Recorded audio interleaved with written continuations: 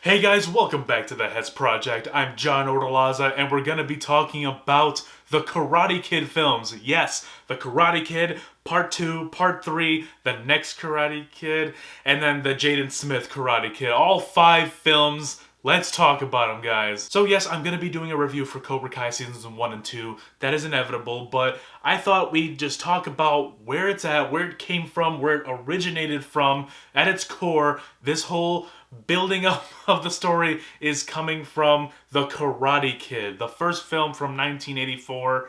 Guys, it's going to be a bit of a shocker. I'm only 20 years old, and I have only seen this movie about a month ago. Yeah, I know.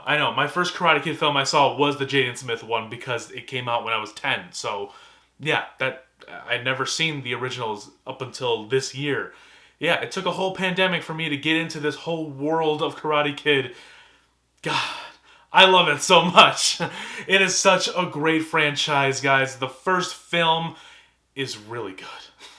It's so good. If you have not ingested some Karate Kid in your life as of today, do it. I swear to you guys, it'll make your life more whole. It'll give you purpose. It'll be one of the dopest things you see this week. I guarantee it, if you're into that stuff. But, I thought it was a great film from top to bottom. I think Ralph Macchio playing Daniel LaRusso, pretty decent character. I have flaws with the character, and I think Cobra Kai, I will talk about it later, but I think Cobra Kai utilizes the flaws of Daniel LaRusso in such a masterful way. But we'll get into that later. We're going to talk about the first film. I thought it was such a great film to see Daniel LaRusso, seek out some revenge against these bullies, the Cobra Kais, who's led by Johnny Lawrence. To seek out revenge against them, he goes to his maintenance guy for the new place that he just moved into at Reseda with his mom, Mr. Miyagi. And Mr. Miyagi, bless his soul, one of my favorite characters of all time in a film. Honest to God, I love Mr. Miyagi. The lessons, the life lessons that he teaches you, it's more to karate. It's more than just karate. It's more than just painting his fence. There is life lessons implemented in every aspect of his teaching. There's just so much depth behind everything Mr. Miyagi does in this film. He teaches Daniel not just how to do karate, like it's not just waxing off and waxing on a car.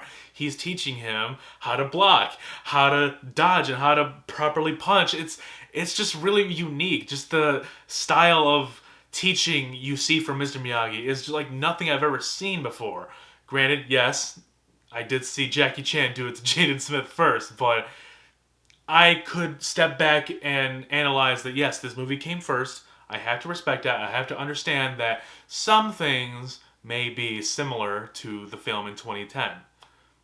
However, I didn't expect all of the things to be exactly the same. And again, I am not knocking the original film. I'm actually knocking the remake that they did. I'm knocking that film because they didn't really add anything new or anything different and unique to their interpretation. It really was different setting, different colored character, same thing overall. Like it wasn't that different, and yeah, it was more kung fu than karate. So yeah, it's gonna be weird between Karate Kid and then the remake because they are similar. I'm really not gonna talk in depth about them both, just the original. But yeah, the love interest between Daniel LaRusso and Allie Mills is so adorable. I first saw Elizabeth Shue in The Boys, the Amazon series. I fell in love with her there. I fell even more in love with her in this movie. For some reason, I'm attracted to young Elizabeth Shue. She was just a really great addition to this film. She wasn't a typical girl in these types of movies, like a girl in distress or anything like that. Nothing like that, but I really appreciated what she brought to the table in this film. Her being an ex-girlfriend to Johnny Lawrence of Cobra Kai really made for some nice tension between the two, just immediate tension. They didn't even know each other, but when they met on that beach, there was just tension right then and there. And we will see that implode in Cobra Kai. I really just want to talk about Cobra Kai, but let's talk about the films first. The grand finale of this film, of course, you see the culmination of Daniel's training with Mr. Miyagi. Just beautiful life lessons given to him in this entire film, and it culminates with them two facing off, Johnny and Danny, in the finals. It's 2-2. He introduces the crane kick, and he knocks Johnny down for the win. He takes the win. He gets the trophy. Everyone floods the arena, and they just lift him up, praise him left and right, and it's just a beautiful moment. I love it. And we do see Johnny actually, like, praise Daniel for a second. He's like, "You're all right, LaRusso." So he gives him the trophy, and then just this whole scene, the music by Bill Conti. He did the music for Rocky, I believe, and the music is so good, guys. I listen to it almost on a regular basis now. It's so motivating. It's so inspiring, and that whole moment, the Daniel's moment of truth theme, right when he kicks him, it's the da da da da da da, and then everyone just cheers. Mr. Miyagi looks over and smiles while Daniel says, "We did it, Mr. Miyagi!" And oh man, guys, check out Karate Kid if you haven't seen it. Please go check it out. I was really into the Cobra Kai storyline, and the third one does pick it up, but I was into Johnny and his storyline. I wanted to see more of that. The second film takes Mr. Miyagi and Daniel to Okinawa, where they're, I guess, just reuniting with some old family of Mr. Miyagi's. I don't really remember much of this film, honestly. It wasn't my favorite film. I was really looking forward to another tournament or something, and it just threw me off a little bit, so maybe that's unfair of me to say that, but I personally don't think what they gave us was as thrilling as I had hoped, and I don't think it was as thrilling as they made it seem on that plane where he said, there are no rules or something in real life, and they mentioned like death or something, like death was gonna be a big part of this film, but no, not really. In the opening they showed the epilogue, like right after the first film, when they're outside and Johnny is with his sensei Kreese, and he's like, he breaks his second place trophy and he starts choking him out like he was about to kill freaking Johnny, and then Mr. Miyagi comes to save him. Mr. Miyagi almost kills Kreese, but then he like squeezes his nose, kind of like, it was a little bit jokey, but I could forgive it because it's Mr. Miyagi. He's dope. But yeah, it was leading towards, like, it was hinting at someone was gonna die, someone important. I had no speculation that Mr. Miyagi was gonna die or anything like that. No, obviously, because there's 2 more films with him in it, so I didn't think that. But I was thrown off. Like, why are they sending us this message that like something grander is gonna happen than the previous film? I personally didn't think so. Yeah, he had a fight with, I believe his name is Chosen. Daniel versus Chosen towards the end. It wasn't a sanctioned fight in the tournament, but it wasn't all that gripping in reality as they had made it seem like death was an option. I didn't really buy into that part of the film. I did love the message, I really did love the message of honor in the film. And it was a beautifully told film. Of course, everything with Mr. Miyagi I absolutely adore. He is such a great character, a really rich character, and I'll watch anything that he's in, honestly. I wouldn't mind watching something that actor is a part of. I wouldn't. But to say that this one is one of my favorites, I really can't. I think it's kind of below. Not saying it's the least best one. But we'll get more into that. Part 3 of the Karate Kid series follows Cobra Kai once again, but it's Sensei Kreese and this new guy named Terry Silver, a very interesting character. He kind of reminds me of Tommy Oliver from Power Rangers, the Green Ranger. They look very similar to me, but I thought it was very funny. This one was a little bit more of a jokey type cheesy film, like very cheesy, guys, very cheesy. It was a really cool story they were trying to tell. Like, Cobra Kai is trying to get back on top there, and Terry Silver brings back Kreese, takes him on a vacation so he can go relax, cool off, and then he brings him back so they can kickstart Cobra Kai with this brand new military badass looking Karate Kid fighter. What's his name? I know his name. Oh, I know his name. No, I don't know his name. I forgot his name. But yeah, he looks kind of menacing looking, and they recruited this guy to take on Daniel. And at this point, like this was already prevalent in the first film, but you wouldn't really pick up on it unless you thought about it a little bit more. But this movie really does lay it out for you and lay it out and tell you flat out that the premise of the Karate Kid is cheesy. Like it kind of exposes that in a way, and I didn't really appreciate that. It exposes it because you have Terry Silver and John Kreese, two grown ass men, finding a really good karate fighter so he can take on this teenager and beat his ass like in an under 18 All Valley tournament. It's an under 18 karate tournament, and these grown ass men are trying to get revenge on an 18-year-old.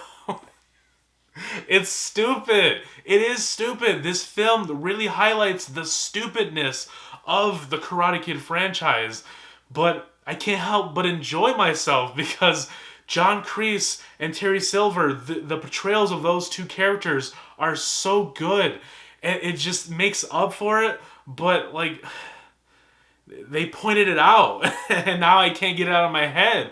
Now every time I see something that has to do with Cobra Kai or Karate Kid, whether it's good or whether it's bad, I'm always going to think about how ridiculous the premise is.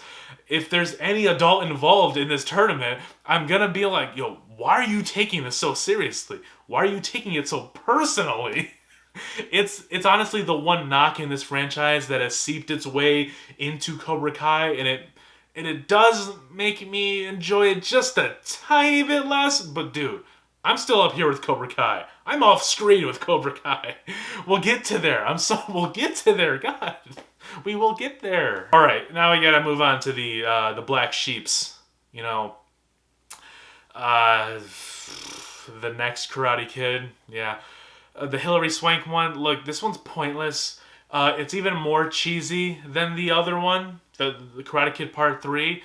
And that whole point of me saying it brings out the ridiculousness of the franchise and the ridiculousness of the whole premise of John Kreese and Terry Silver. Granted, those characters made up for that exposure. However, nobody in this film does that besides Mr. Miyagi. There is literally no redeeming quality in the next Karate Kid other than Mr. Miyagi.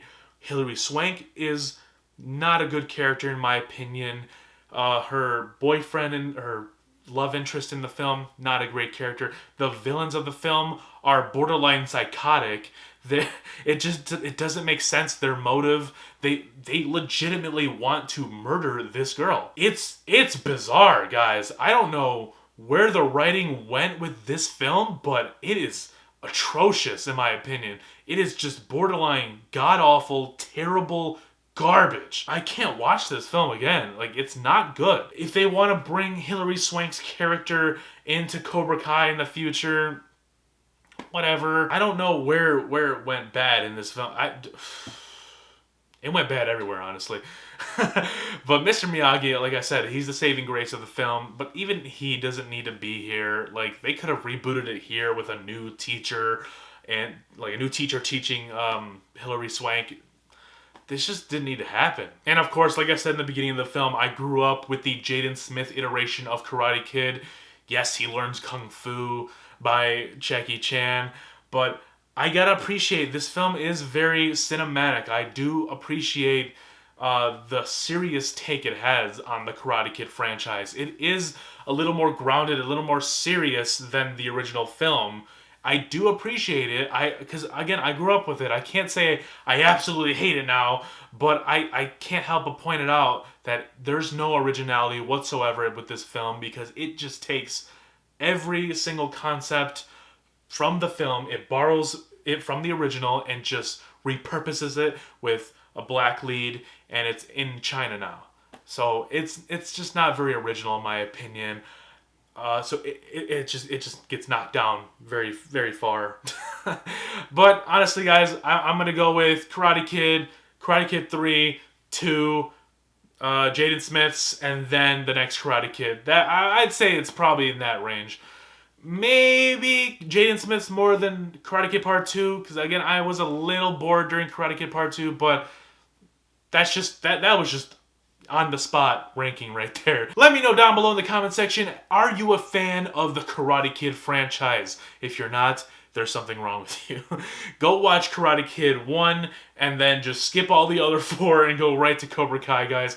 And be sure to stick around the channel. I'm going to be doing reviews for Cobra Kai Seasons 1 and 2 in the lead up for Cobra Kai Season 3 that hits Netflix the day before my birthday on January 8th on a Friday. So I'm hyped for that. I already got the weekend off of work. You're going to expect to see some really dope Cobra Kai action here on the Hez Project. Leave a like if you're new to the channel, subscribe, and be sure to stick around because there's more to come.